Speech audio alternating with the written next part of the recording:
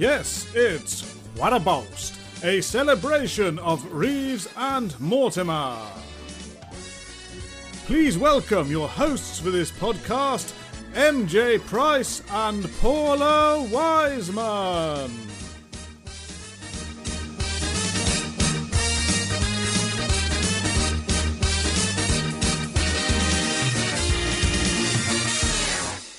Hello and welcome to Quite a Boast, a podcast dedicated to the work and genius of Vic Reeves and Bob Mortimer. My name is Matt Price, founder of the Reeves and Mortimer Depository of Curious Stuff Facebook group. And I am Paula Wiseman, founder and creator of the Divine Comedians podcast. Today we are joined by a TV presenter and journalist who has hosted numerous television shows throughout her career, including Watchdog, Easy Money, Holiday Hit Squad and This Morning. And at the tail end of the 1990s, she acted as referee between Vic and Bob in 9 gloriously silly episodes of Families at War. Please enter the Novelty Island paddock, Alice Beer. Hey! Hi, Alice. I have to say, inviting me on this podcast, you made me go down memory lane a little bit. And wasn't it fun, though? It was just, they were great days, weren't they? They were good days. Sent you down a rabbit hole. You sent me down quite a few rabbit holes, actually, and a few mole holes and wormholes as well. I nearly wasn't going to get out, but I've got out and I'm the richer for it. So thank you for that. Excellent. Glad we can help. So let's talk about you first. So in your early years, were you a TV fan? Would you watch a lot of TV comedy? Or Very early years, TV was obviously limited by our parents and by the fact that there were only 2 channels or whatever. Yeah. Yes, I'm that old. But there was a sort of magic to TV, and I loved all the kind of, Watch with Mother, Play School, things like that. Did I get involved in comedy? There wasn't any comedy for young people. There was sort of irony. If you look back at Play School now, there was comedy, but we didn't realize it at the time. But then I suppose the Saturday night comedy duos, it was always the 2 Ronnies, Morecambe and Wise. So yeah, that was TV classic comedy for us. Benny Hill, a little bit more risque, parents sort of very disapproving. So grew up liking to laugh along with the telly. And then Vic and Bob, I know a lot of people would say, oh, yeah, I remember watching, Shooting Stars when I was young, blah, blah, blah. Well, I'm the same era as Vic and Bob. So I didn't grow up with them, but I grew up in the industry with them. When I was trying to remember, I went on, I'm probably jumping the gun now. Ask me something else. I'm jumping, Okay. I'm about to launch into something. So how did you get into TV? How did the whole TV thing start for you? Was that the plan from when you left school, or? No, apart from one random letter to the editor of Blue Peter, who was Lewis Bronze at the time. I messed up my A-levels. I went to a very competitive girls' school. I sound very posh, but actually I come from a very working class background. Father left school at 15, went on to become a policeman. My mother left school, went to become a nurse. So I was the first person, I still am the first person on both their sides of family who's been privately educated, hence elocution lessons, hence posh. Okay. And the world thinks I grew up in a very fancy home, probably with an estate and parklands with posh parents with plums in their mouths. I didn't at all, but I did come out sounding like this, which is slightly bizarre because my sister went to a comprehensive school and doesn't really sound like this. So people decide who I am. And I always sort of feel sometimes that I need to explain who I really am, in case suddenly somebody says, oh, look at where Alice B grew up, that tiny little house in Boreham Wood. What sort of accent should you have? Not just normal, kind of normal. Normal with a telephone voice. So my mother was normal with a telephone voice, and I'm telephone voice all the time. All the time, yeah. Gotcha. Yeah, and my children are telephone voice all the time now. And their children would probably be horrendously posh, because it sort of goes down. I think there's an interesting book or documentary to be made about if I say outclassing your parents, I don't mean that at all, because my parents are still alive and they're very classy individuals. I mean outclassing your parents. I mean, look at the Beckhams, Yeah. their parents, sort of humble roots, they would say they're now posh. So yeah, Posh Spice. posh spice. All the Beckham kids, what they're doing now, married to models and all this kind of stuff. Yeah, I Yeah. know. Well, that's not class, really, is it? But Well, anyway, no, don't probably start me not. on that. Anyway, we won't go down that road. So So anyway, yeah, so didn't really want to get into television, went to posh girls' school, was always felt very thick at said posh girls' school. Um, Messed up my A levels because nobody sort of recognized that actually I wasn't very good at exams and nobody was sort of helping me. But I was quite a clever kid because I got in there in the first place. So I ended up messing up my A levels and went to a teacher training college. So got a Bachelor of Education, and while I was there, I decided, or when I left and I was sort of teaching in primary schools in inner London, I thought, oh, do you know what? I'm not sure I could do the classrooms, but I'm not sure I could do the staff room. I think the hmm, staff room I found very claustrophobic. And I thought, if this is my world for the next 30 years of my career, whatever, I'm going to find that quite hard. So I went and did a well, it was a production secretary training course. It was quite hard to get onto. It was the BBC T-line course. So they taught you how to do shorthand, they taught you how to type, and then you got dispatched. If you were lucky, one person got dispatched onto a production. The rest of the people got swallowed up into the BBC, being secretaries for various people. So my first position was as production secretary on That's Life. So I got Esther Ranson, who also, by the way, went to same said posh girls' school. Um, I got Esther Ranson's breakfast for her every morning, two milky teas, an egg and cress sandwich, and a green apple. And I learned TV. I really learned TV and watched. This was in Lime Grove days. hmm. Watchdog came from the same building, and I thought, oh, they're all very clever on that program. Kilroy came from the same building, and I went and did a lot of research work on Kilroy. Eventually, I became an assistant producer, working my way up. The BBC was a brilliant kind of job centre then. Yeah. And you could kind of move sideways, you could move up. There were opportunities. It was glorious. And I don't think it's the same now. And I became a researcher and assistant producer on Watchdog. And then one day, John Stapleton, God rest his soul, said, let's get Slack Alice on the old Dog and Bone. So Watchdog had suddenly gone to being a live studio with phones in the background, and all the researchers would be on the phone, and the live phones would, open up, and people would call in with their problems. So I would stand there with a piece of paper saying, that says this morning, but anyway, saying, John would come to me and say, so Alice, what's happening on the phones? Well, John, we've had a call from a lady in Buckinghamshire, blah, blah, sounding even more telephone voice Yeah. than, my telephone voice. So that was it. I was suddenly on television. Wow. And I honestly can put my hand on my heart and say, it's been amazing. I've been so lucky. I have had every opportunity to do so many things and travel to so many places. But I think I possibly would have been happier on the road less traveled that staying the research and producer behind the camera route. Yeah. Because Did I've you enjoy always felt, do you enjoy being recognized as a personality in don't, your own right? don't No. like any of that. I don't like the kind of, I'll go to an event with friends and they'll say, oh, you're the star. And I say, no, Hmm. I'm really not. It's just kind of embarrassing that you know, you either get people treating you as something special or people shouting at you, oh, what are you doing now? I haven't seen you on the telly for ages. And you think, oh, well, yeah, I am still doing bits. I'm lucky enough to still have a career, but um, I kind of always felt slightly as an imposter and I loved the research. I loved the producing. And I still do a bit of that for my items on This Morning. And I Hmm. love all that. But yeah, I didn't really like seeing my face on screen. I've never kind of, had aspirations to be sort of, a pretty face on screen. I never liked any of that. So I've always felt massively as an imposter. Um, Yeah. so yeah, No, you I'm not. obviously love what you do, though, Alice. You can tell that you do love you love absolutely love what you do. I do love what I do, and I love the fact that I have a power to help people. When I worked in That's Life, Yeah.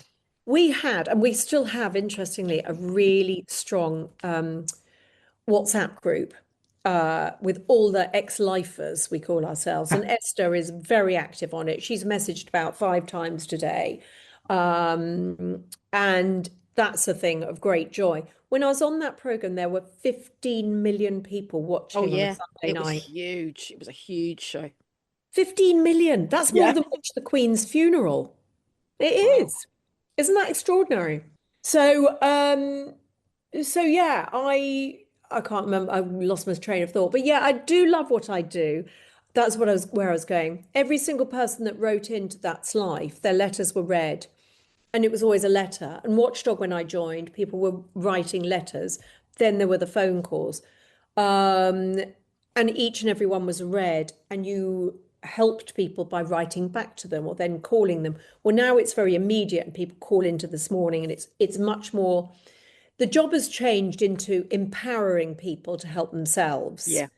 rather than me going out there and banging down doors and confronting dodgy salespeople. So the job has changed, but the job has also got slightly more depressing in that there's so many con artists out there, so many scams. Mm. I could do a program 24 hours a day on scams and people, vulnerable people being taken for a ride. It's quite sad. And I can't help everybody. I'm a one-man band. And I probably get about 20 people a day contacting me and saying, Alex, can you help? I Yeah. can't. I just Yeah. can't. Yeah. No, So, there's so many though, isn't there? These you see them, and they're so hard to watch. yeah. These the scam programs because you're like, oh my God, why? How can they not see that it's? I know, Yeah. but it's, with AI replicating somebody's voice, Mm, somebody could ring and leave a message with my daughter's voice and it wouldn't be my daughter. yeah. Now, how is my 90-year-old father going to know that? Yeah. It's Yeah. Oh, it's scary. God, for a comedy podcast, I've Yeah, really brought it down, moving on to haven't lighter I? things. Let's bring it back. Let's bring it Crikey. back. So Bring it yeah, back, bring it back. Vic and Bob, can you remember when you first discovered them as a viewer, as a fan? Yes, Shooting Stars, Right. which I thought was brilliant, bizarre, wacky, but loved. The Dove from Above, cuckoo, cuckoo. It was classic. It was great. It was a real sort of switch off. And programs still then, when did Shooting Stars start? Mid-90s? Yeah, 95 series one. 95, Yeah. 96. Yeah. Yeah. So 95, 96, you were watching things very much on the night that they Mm. happened, when they Oh came yeah. out. Yeah. So there was definitely a go into work and talk about it Yeah. moment. Um, and, no sooner had I found it, discovered it, and loved it than they asked me to go on as a guest. Yeah. Um, and I was on Mark's team with this complete prat in a tracksuit, in a blue tracksuit, who went off and was drinking and smoking behind the set, who really, frankly, was really annoying. Anyway, fast forward to last year when I bought myself Robbie Williams tickets. I mean, honestly, Robbie's changed, hasn't he? Well, that was his period when he just left Take That and he was hanging around with Oasis and look, I'm Yeah. I'm I'm a lad. I'm not in a boy band anymore. His Yeah. Britpop He days. he was very much, I don't need to be here. Um, and I Yeah. think all guests on Shooting Stars was slightly kind of, oh, I don't really know why I'm here. And I was quite, I don't know why I'm here. And then I realized quite early on I was there because, Jim needed to rub his trousers a lot. I also had a very good surname for them. I was straight, my persona on television was always very Right. straight. So I was a perfect sort of vehicle for their humor. It's a great episode, that one, because you've got the other team is Gordon Burns Gordon Burns, yeah. and the great Dermot Morgan from Father Ted. Of course it was. I'd forgotten about him because at the end, didn't Gordon Burns have to do the game? Yeah. And he had to play, what did he have to play? Trombone. The trombone, that's right. Yeah. He's knocking tins off that wall. Yes, that's it. Yeah, I'd forgotten that. I was going to try and watch that back before I spoke to you, but I didn't have a minute. But I mean, it was brilliant. But isn't it funny? You look back and I remember being so irritated by Robbie then. Mark Lamar couldn't crack him at all. No. Vic and Bob were in their own world. Yeah. But, I was just kind of, yeah, they were funny, obviously funny. And then the joyous moment was Matt Lucas, of course. Yeah. So I go home and I say to my mother, oh yeah, I've just been doing Shooting Stars, blah, blah, blah. And I didn't really talk to my parent much about television, but I told her about this one. And she said, I said, oh yeah, Matt Lucas. And she said, oh, Matt. Yeah, I was his nursery school teacher. Oh. My mother was Matt Lucas's nursery school teacher. And I remember going up to him at the British Comedy Awards and saying, Matt, do you remember Mrs. Beer? He said, of course I remember. You always remember your nursery school teacher. Yeah. He said, of course I remember Mrs. Beer. I said, Mrs. Beer, my mum. And he was, yeah, every time I bump into him now, he always records her a little message. Oh. And in fact, my mother is still in touch with his mother because they live not far from each other. So isn't that funny? Yeah. It's a small world. I watched that episode again before speaking to you today, and one of the highlights was your impression of Orville the Duck. Oh, that's honestly my natural talent. I mean, And we hope to get it out of you again before the podcast. If you're going to be known for something, break you down. I know. I mean, I'm really scraping the barrel then, aren't I? I can't remember when I admitted it on television recently. Oh, right. I think it was on This Morning. Yeah, my friend and I entered a talent contest at school, and I was Orville the Duck, and she was Keith Harris, and I sat on her lap, and I was wearing green everything with a big nappy on and a massive, great big skin that I'd made out of tinfoil, and I sang the song, and it was quite marvelous. Oh, I hope there's photo evidence of that, Alice. No, do you know what? There isn't. I have looked actually because I thought that would be funny, but no. There definitely is not. No smartphones back then recording everything, just. I know. Thank God for that. I got evidence of pretty much the same era, me going to an Adam and the Ants concert with war paint and crimped hair. Nice. But Orville the Duck, no. Thank God. So it was a few years later when Vic and Bob chose you to come on Families of War with them. Was it? They obviously still kept you in mind since Shooting Stars. Was there any contact with them in those few years in between, or not? Absolutely not. No contact at all. And then my agent called me and said, Vic and Bob are doing a program called Families at War. They want you to go and go to rehearsals. And I thought there was a lot of stuff going around at the time. There was Dom, God, what's his name? Dom Jolly.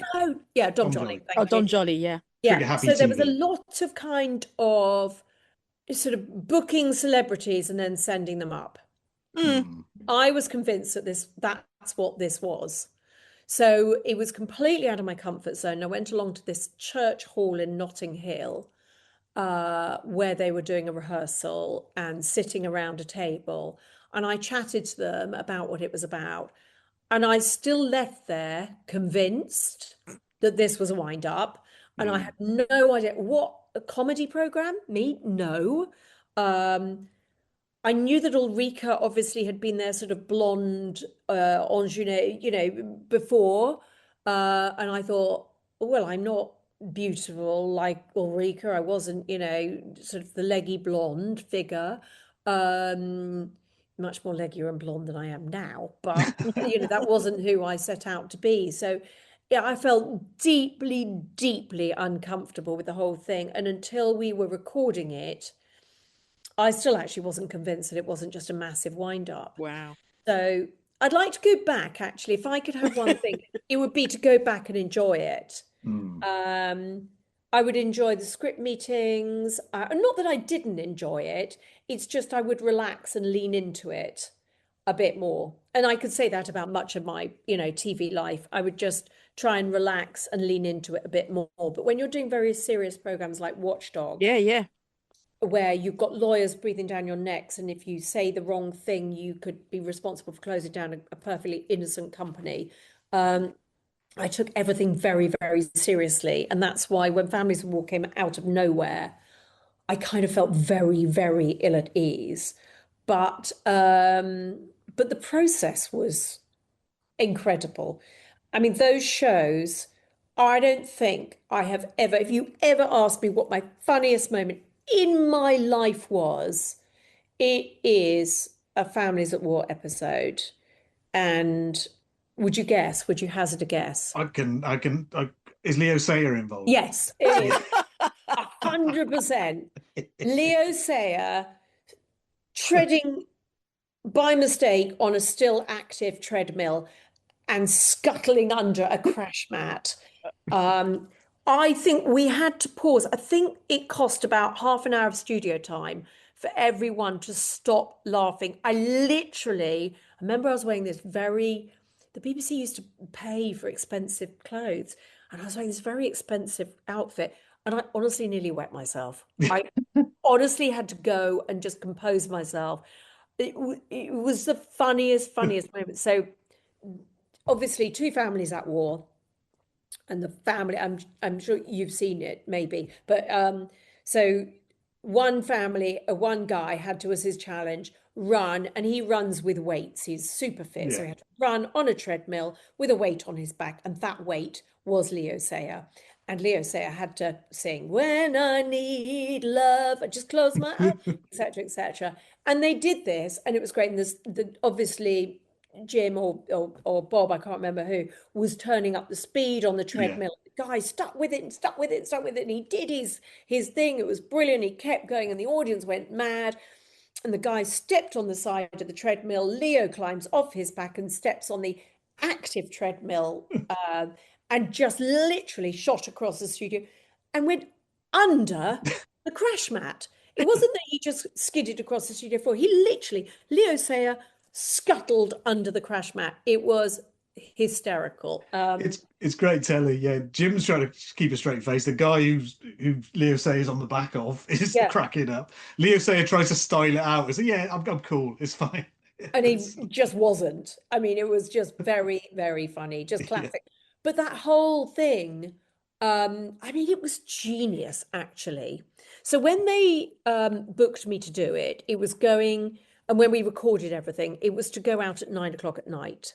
And we would record these shows, and they were brilliant. Brilliant. And then something happened that they ended up going out about 6:15. And they wanted to try and make it the generation game, I think. And it just didn't translate and didn't get the traction. I still think it's very, very funny. If I look back on a past episode, it had brilliant humor. But I think if they had known what they were making it for in the outset, it would have been different, and it would have been better. And it would have given, Ant and Dec a run for their money, for sure. Because I had everything. I had families competing against each other. It was kind of, it was generation game meets, Ant and Dec with really off the wall humor. It had everything. And then when the second series came back, I got a very nice email or letter from the producer, Lisa Clark, saying, "We think we're going to take it in a different direction, and we won't have that middle person." And it didn't matter to me. Of course, I was a bit paranoid. Oh, did I not do it very well? Yeah. But it didn't matter. And I think it did make a second series. No, it didn't happen. No, it never came back. Yeah, as you say, I think the ratings weren't great, the reviews weren't great because of that time it was on. Time slot, yeah. You say they compete with the generation game, big break. I don't know what else was around the time, surprise, and things like that. That people, tea time audience, weren't ready for a guy with a winch with a giant pig on it with the face of Chris Tarrant. I don't think they were quite prepared for that. No, it was in the wrong slot. I mean, that was a real scheduling error. because it was just brilliant. I mean, it was brilliant. And those shows also, they took hours and hours to record. I mean, we used to, Jim and I had a sort of a bet every week on how long, or every recording, how long it would take. It was honestly, it was such a long time. And one time he bet me his stake was always higher than my stake. And one time he bet me a 1980, was it 89? Yeah, I think it was a 1989 bottle of Saint-Emilion wine. And that was a particularly fantastic year for wine. And I had just done a wine course, so I kind of was learning about wine. And Jim knew his wines and liked his wines. So he bet this bottle and I won. So that bottle went on my little wine rack in my flat in Battersea.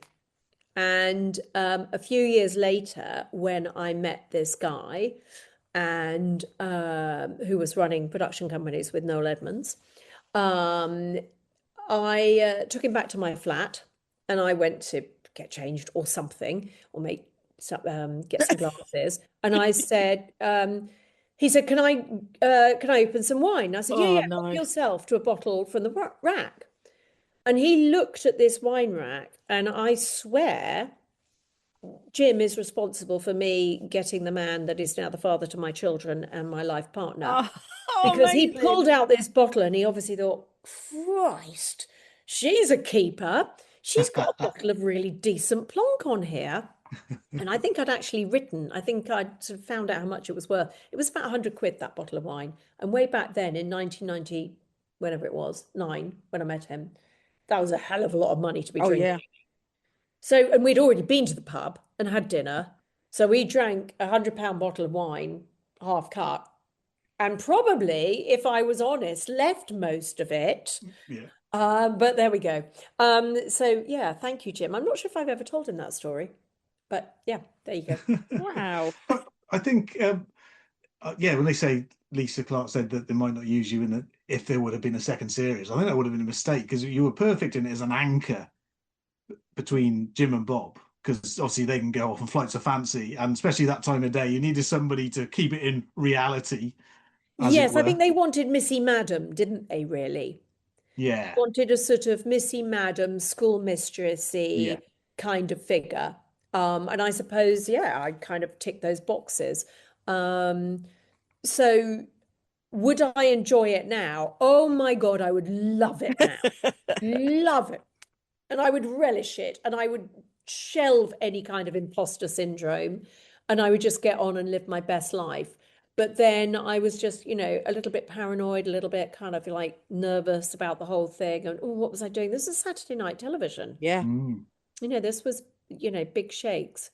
But I was on everything at the time. The BBC was doing that thing to me that they do to people where it's not good to just keep you on the one programme that you're good at doing. They then started putting me on financial programmes, on gardening programmes, for goodness sake. I'd never held a spade in my life. I was on everything. I was then doing holiday programmes. So the BBC really spread me thin everywhere. So I was very, very tired, missing out on a lot of life and working very hard. And then because you've been so saturated, obviously the phone then stops ringing. Yeah. Enough of her. So, So it's funny, isn't it? But yeah, I regret not leaning into that more because, oh God, are those two funny. Really Did funny. you ever enter the Cubiscus in the final round? I was the spider.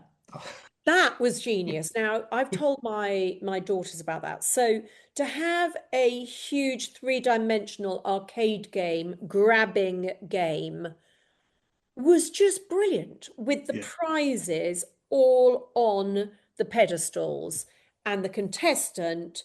No, it wasn't the contestant, it was Vic or Bob. Vic or Bob would go up, be dressed as a spider, and the contestant would, with some huge remote control, direct them to a prize. They would pick up a television and throw it down the chute. Now, it was quite vulgar because half the things that came down that chute, were broken. Yeah. But just brilliant to be doing a huge three-dimensional, grabbing game. I mean, that's brilliant, isn't it? Yeah. And the last show in the series, I was the spider. And It you looked got to shout. exhausted. So Jim and Bob always looked absolutely knackered at the end of that. oh, honestly, you're sort of harnessed in. It wasn't comfortable, harnessed in a spider outfit and trying to grab things. I don't think I did particularly well for them, but that wasn't what it was about. It was very, very funny. Yeah, yeah. Very funny. I mean, to have just what were they on? These things were bizarre. We spoke Bizarre. to Ian Coyle, who worked on the show, who helped design Oh, that. Yeah, yes, so yes. he's to I remember blame. Ian. Yeah. Yeah. Who was responsible for the I think spider? I think Ian might have come up with the idea for that one. Yeah, for that Did big he? box. Yeah, yeah. I think Jim and Bob probably embellished it and created a spider character. Yes, because of But course yeah, it yeah. wouldn't have been enough to have a No. grabbing hand or something, would it? But yeah, I mean, just brilliant. We spoke about Ulrika earlier, and did you ever see there was a one-off special that Vic and Bob wrote for Ulrika called "It's Ulrika" about '97, and there was a Watchdog sketch in there, and she played both yourself and Anne Robinson Do in you that. know, I do remember that I must have seen the program, but I don't really remember the sketch. But I listened to your interview with your podcast with Ulrika. Oh, right. So yeah, that was exposed. But no, Yeah, it's fine. Um, it's look, not an accurate impersonation. no, I can't even remember what did she do? Just a very posh accent. Yeah, yeah. Yeah, It's not a patch on your Orville, let's say that. no, no, you haven't had that yet, have you? Save the best for last. Yeah, We're going to go out with Yeah, we're going out with Orville. I wish I could fly. Yeah. yeah, exactly. No, I didn't really hear that. I mean, it's yeah, Ulrika was great. Ulrika was, living her best life and having fun and obviously, Vic and Bob, saw a vehicle for her in the same way that they had, embraced me being as part of the show. Actually, I do remember when I was asked to do Families at War, I was a little bit sort of intimidated. Oh my God, why is Ulrika not doing this? I felt a bit sort of like, ooh, yikes. And maybe that was a BBC decision. I don't know. I don't know. And I never was mates with Ulrika. I don't think I'm not. I don't know. This is. If I say she's not a woman's woman at the time, it was kind of. It was that whole Culture, wasn't ladette it? culture, wasn't it? That was Yes, going on at it the was time. it was a little bit. Yeah. And I remember even when I was in a dressing room, in the makeup room at the same time that I was doing Shooting Stars, it wasn't really kind of. I don't know whether she was quite protective of her role or whatever, or maybe she just downright didn't like me. I don't know. Anyway, I had no beef with Ulrika at all, but and I think the media give her a tough time now, but she's been on This Morning, many times, and Yeah, I'm not I sure think I think the sexism of the time and TV, they probably saw, yourself coming in, as you say, a blonde woman, well spoken. Oh, this is the new Ulrika for Vic and Bob, and it was yeah, unfairly compared, I'm sure. but I hate that in television that people think there isn't enough room for anyone else. There's enough TV around for everyone. Anyone who's good deserves to get on telly, and if they don't, then I don't know. I still get so many people say my daughter wants to be on television. Da, da, da, da, da. And things have moved on. You don't just want to be on television anymore. You need to know what you want to do on television. You need to have a Yeah. skill. Yeah. You need to have a message. You need to have a strength. And then if that translates to television or YouTube or Instagram or whatever it translates to, then make that your vehicle. But don't just want to be famous, because that is not good. No, I'm sure a lot of people in any field, comedy or consumer journalism, they put something on YouTube. If it gets enough hits, enough people will see it, and someone will say they could go on telly and do that, and they'll Of pick them. That's how you course. do it nowadays. Yeah. Of course, yes. I mean, you look at most of the people on This Morning, are born of reality programs, Yeah. reality TV. Look, Alison Hammond, she's brilliant. Josie Gibson, brilliant. Yeah, loads of people who are on at the moment are from reality programs, and they really, really deserved their break. Yeah, thrilled for Yeah. them. Alison seems like a grafter. Oh my God, she works so hard. So does Josie, actually. Yeah. Both of them, single mothers to little boys. Well, Alison's now is huge, but working so hard to give the best life for their boys, Mm. and yet both gorgeous, gorgeous people, and never losing sight of where they've come from. Just both brilliant people. And our editor, Martin Frizzell, recognized that. And Ali, I could text Ali now, and if I said I needed something, she would just be there like a shot. Yeah. Yeah, Oh, she she's seems good. great. Yeah. Nah, so as I said, she comes across as a really hard. She puts everything into everything she does. Yes, and look at, how her main job on This Morning for years and years was traveling around the country, knocking on doorsteps. Was it Dosh on your doorstep? That is so hard. Liverpool, Birmingham, Manchester, Devon, Dorset, Bright. Do you know what I mean? And Mm, that was all while she had a little boy at home. That's yeah. hard. That's really hard. Yeah. So, So you've been known for consumer journalism. Do you, after Families at War, do you wish you'd have been offered more light-hearted, like entertainment sort of TV, or not? um, no, not really. I quite like bringing a bit of humor to the straight stuff, Mm, if that makes sense. So, which is why it's quite nice to do my job on This Morning, because I've got a straight message, and yet when there's a lighter story, I can cover that and we can have a bit of a laugh about it. Um, so I can't think of anything worse than trying to be funny, because I don't have comic timing, and B, it just would not work. I'm not a natural comedian, but mm, I like nothing better than to have a laugh. But no, I think um, I think I sort of found my calling. I was very lucky. Yeah, I got a great job, and I'm still clinging on. yeah. Well, no, but I mean, I suppose that teacher training that you did originally would have helped you, to talk in front of people, and do you know what I I mean? Give you that bit of suppose so. confidence, I suppose. Do you know what I think it was also? I think private school does that to Mm. you. I think even if I've messed up my A levels, I think there's I'm not going to use the word entitlement because I'm not an entitled person. I count blessings every single day. What it gives you is a kind of confidence to walk into a crowded room and say hello to somebody and look them in the eyes, Yeah. and shake their hand and say hi, I'm Alice. Mm, um and I know people who've been to private schools. I know people who haven't, and it's probably different now because everyone's on telly and everyone's much more exposed to the media, but it certainly gave me confidence, I think, to walk into a room. Mm. Probably misplaced confidence, but um Yeah, because it's not a natural thing to do, is it, really? To no. have that skill to stand in front of people and talk.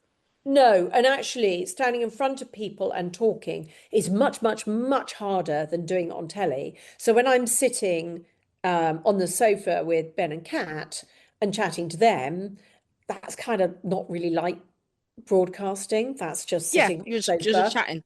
And I've been on This Morning for, is it 15 years now or something? So that might as well be my sofa. In fact, yeah. 3 years ago, we bought new sofas, and when we moved house, and I realized the minute they carried them into the door, I was just said to my husband, "Oh my God, they're exactly the It's the same same. This Morning sofas."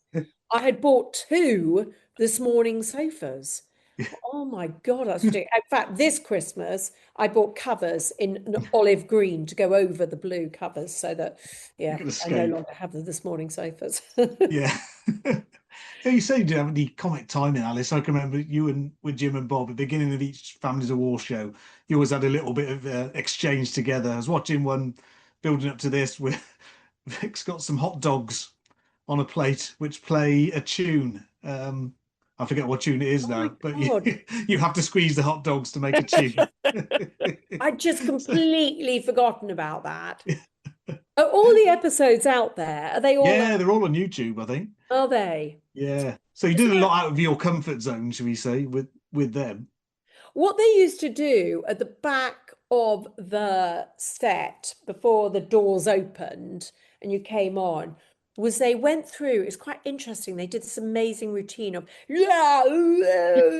just really kind of relaxing, stretching and relaxing their faces. Right. Um, which is a really interesting thing. And I've used that before now. If I've ever been going to compare something or, host a big event, backstage, I've done this big, because you get all tense and you're going to Yeah. talk like this.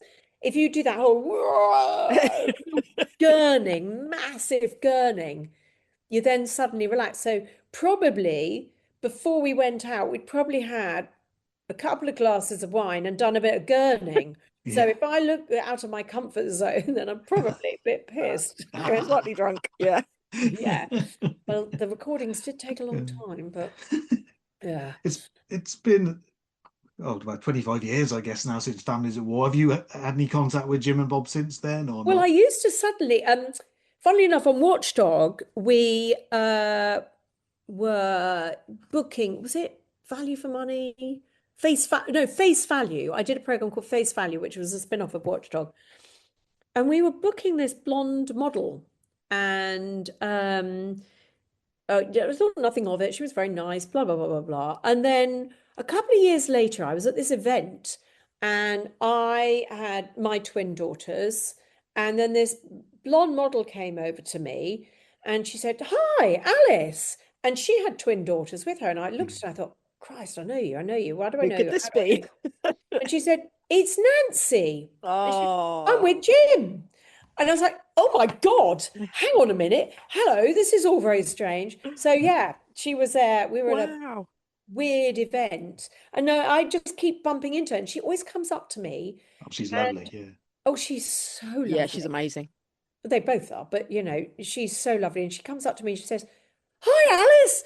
And I'm like, Nancy. But it always takes me a moment because she's always got slightly different hair or slightly out there outfits. But she's gorgeous. And Bob, who I haven't seen, but now um, my daughter's bought me his book last Christmas, and my daughters are huge fans of his. And when I said, "Well, I used to work with Bob," what?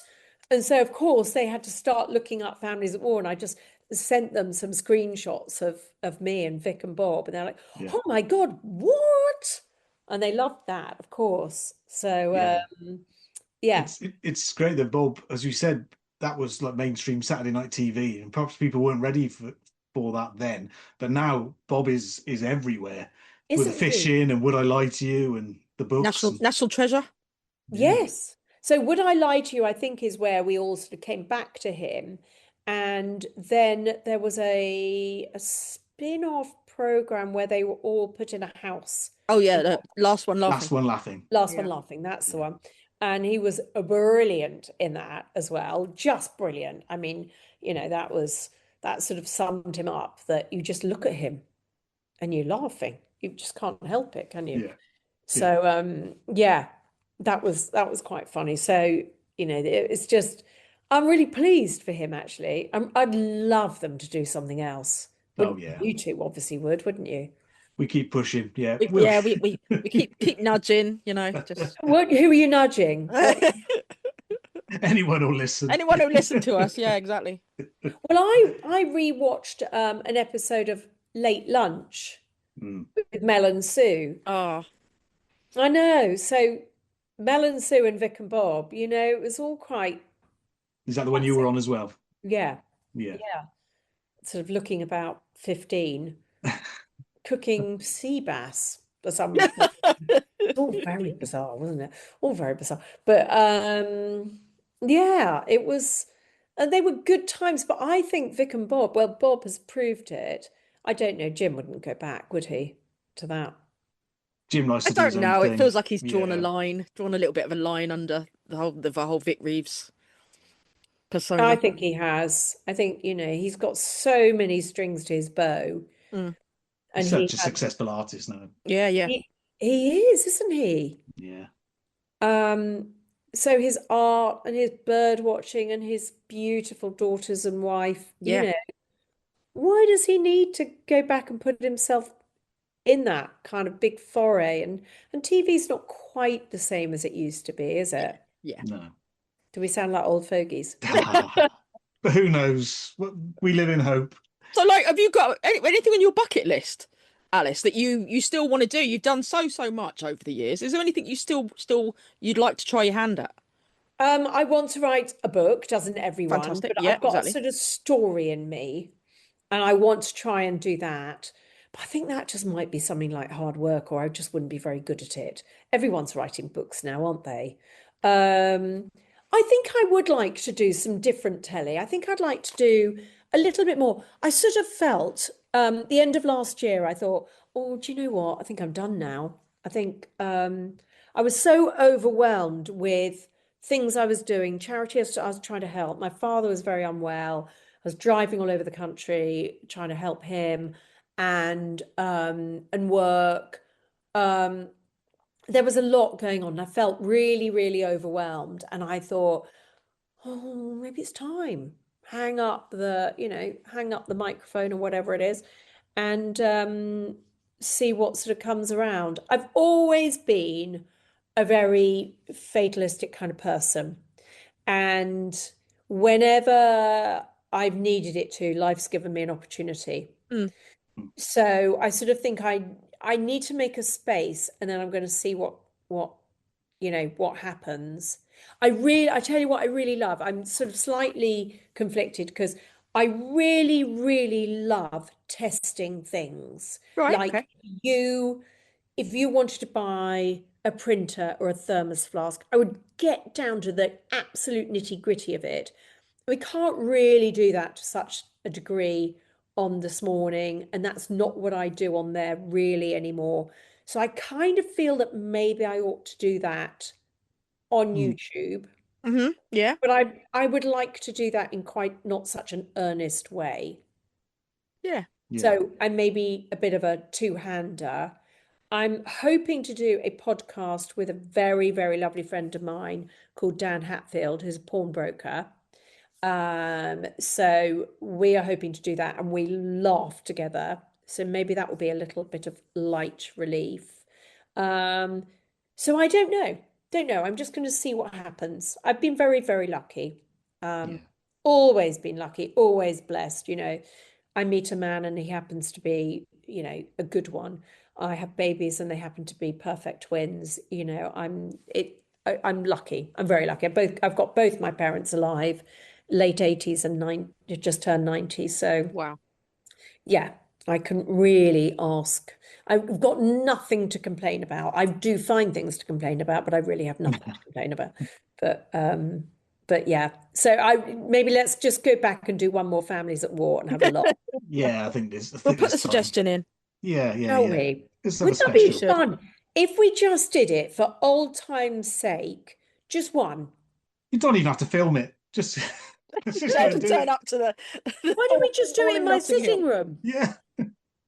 There you Actually, go. that would be We won't get the cubiscus in the sitting room with the spider.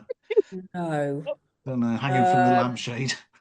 We could do well. I have actually got quite a big. It's an old barn, so I've got quite a big dangling light. Oh, I can see. Oh, there we go. We're planning already. Yeah, We okay. are planning. But actually, isn't that a good sort of comedy thing that you do it from your sitting room? Yeah. Well, that could go on YouTube. Yeah, we did that. Right. We'll set it up over the summer. Shall I give Vic and Bob a bit of a call? We'll Jim, be up for it. Jim, how do you fancy? Oh, don't fuck off, Alice. No. Have Nancy, another bottle of wine. exactly, £100 bottle of wine. yeah, get some more wine in. Exactly. Thanks so much for joining us, Alice. Yeah, That's it's been quite a amazing. boast. Have we still got time for Orville, or are we running out of I time? wish I could fly right up to the sky, but I can't. You can. I can't. Perfect. With love from me to you. Thanks so much. Thank you all for listening to this edition of Quite a Boast. Special thanks to Matt Lucas for permission to use the Peanuts music as our theme tune, and thanks to Ed Lewis for this edit. Thank you to Jake Chesham for permission to use the photo from his 1995 shoot of Jim and Bob in our various online locations for the podcast. And of course, thank you very much to Jim Moir and Bob Mortimer, without whom this podcast, well, it just wouldn't exist, would it? Remember to check out Paula's Divine Comedians podcast as well, and to join the Reeves Mortimer Depository of Curious Stuff Facebook group. And I think you'll agree that really was a lot of fun. Goodbye.